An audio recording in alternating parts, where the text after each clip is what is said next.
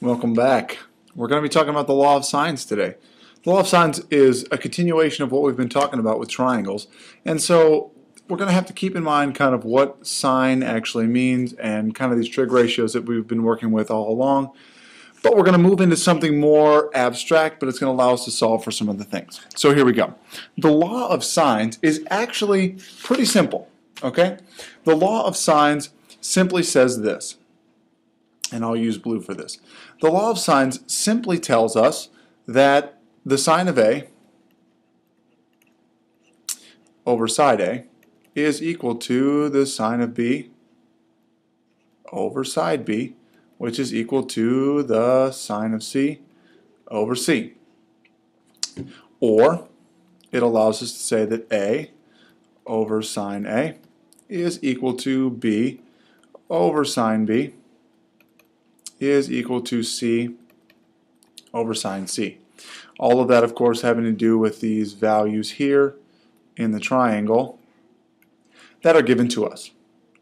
We're going to be using ratios and proportions to help us solve for some of these things. Our first case is this: two angles and one side. So we've been given two angles and a side, and I'll fill that in. And we want to find the length of side C. In doing this, what we're going to do is we're going to set up a ratio, okay? And so we know that the sine of A over A is equal to the sine of C over C is equal to the sine of B over B. This is the law of sines. I just went out of order. It doesn't particularly matter.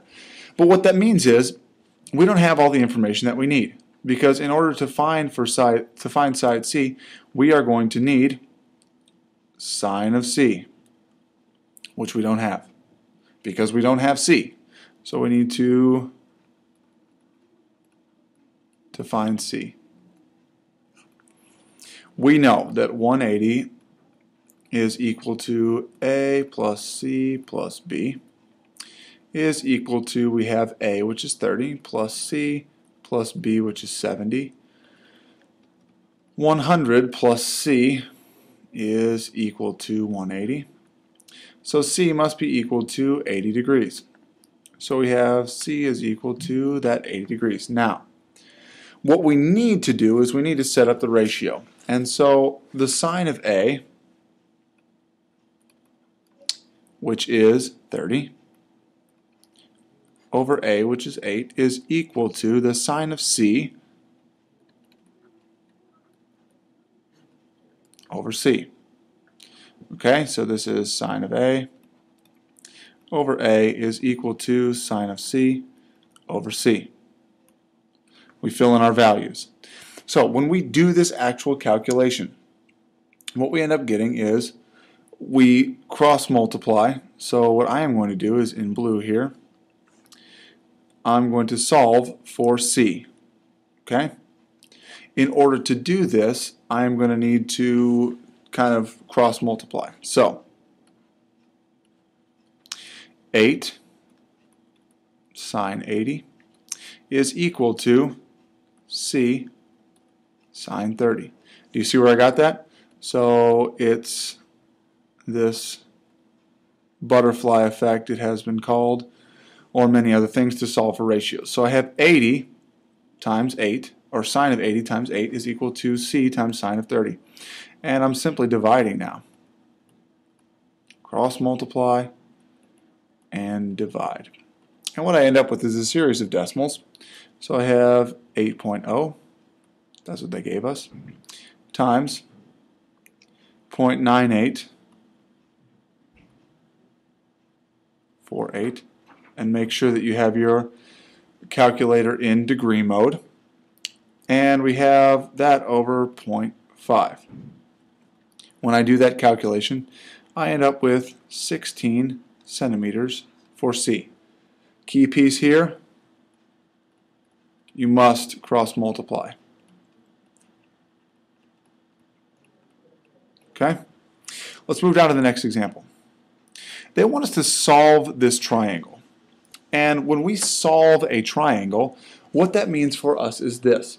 We are finding everything that's not there. Okay, so I'm going to fill in what we do have. So C is 82 degrees, and A is going to be 5.6 centimeters. B is 34 degrees, and that's all we have. So we use this, and we use this. So we're not going to need to find three things. I'm going to remember my law of sines here. Sine A over A is equal to sine B over B is equal to sine C over C. Okay, let's fill in what we know. We don't know A, but we could find A. To find A, 82 plus 34 plus the measure of angle A is equal to 180. Okay, so when we add all that up, we actually end up getting 180 minus this sum, 82 plus 34, and that gives us 64 degrees. So this A is going to be 64 degrees. That's actually pretty good for us, because I think that's the calculation that we know how to do. Now we're going to use the law of sines. So let's fill this in. I'll use this maroonish pinky color. Sine 64 over, we actually have A, which is 5.6, is equal to the sine of B, which is the sine of 34, over B, which we don't know, is equal to the sine of 82 over C. Now, this is our key right here, because we have this one. This is what we're going to use for all of the calculations here, okay? And so my first one I'm going to do is I'm going to cross multiply these to find B. Okay, so B times sine of 64 is equal to 5.6 times sine 34. Okay, so that's what we've got right now. When we divide by sine of 64, that actually equals B is equal to 5.6 sine 34 over sine of 64, which gives us 5.6.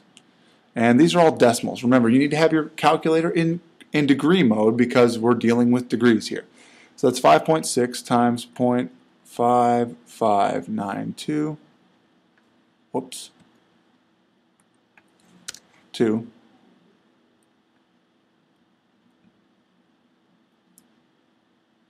Over the sine of 64, which is 0.8988. When I do this calculation, I get that B is 3.5 centimeters. Let's do the next one. The next one is going to be set up like this. Sine of 64 over 5.6 is equal to sine of 82 over C. Do this little trick here called cross multiplication, so I get 5.6 sine 82 is equal to C times sine of 64 divided by sine of 64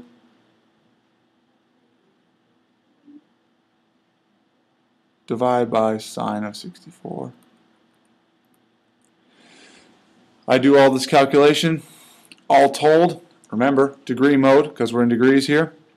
I'm going to solve for C. So that's 5.6 times. What I've got is 0.9903 divided by, and I kept my sine of 64 for my last problem, 8988.